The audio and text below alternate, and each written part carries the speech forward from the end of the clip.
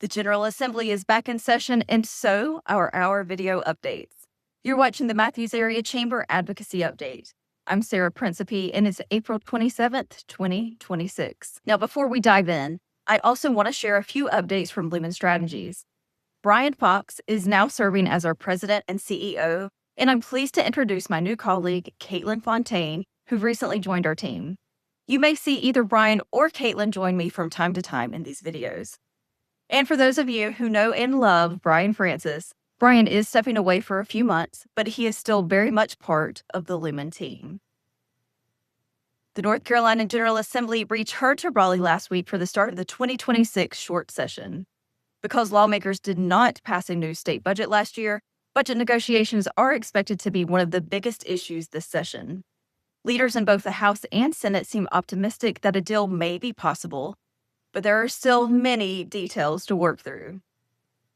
One major issue already moving is Medicaid funding. House Bill 696, the Healthcare Practitioner Transparency Act, includes funding to help keep North Carolina's Medicaid program fully funded.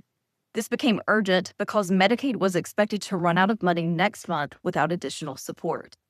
The bill received strong bipartisan support in both chambers last week, although final votes are still expected this week.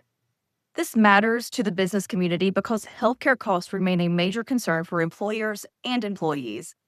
When healthcare systems are strained, the impact can show up through higher premiums, workforce challenges, and reduced access to care. The bill also includes new oversight and cost-saving measures aimed at reducing fraud, improving accountability, and better managing long-term Medicaid costs. Because Medicaid is one of the largest areas of the state budget, continued cost growth can affect the state's ability to fund other priorities.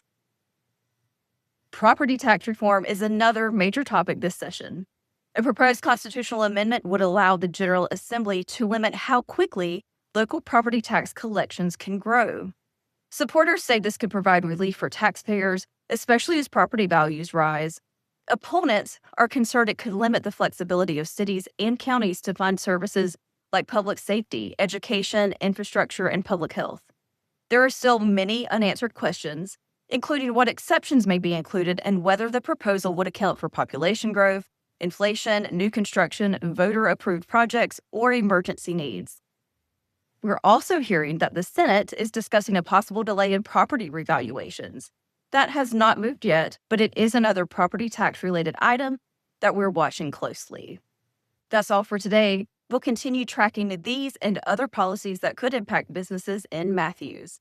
Until next time, I'm Sarah Principe, and this has been the Matthews Area Chamber Advocacy Updates.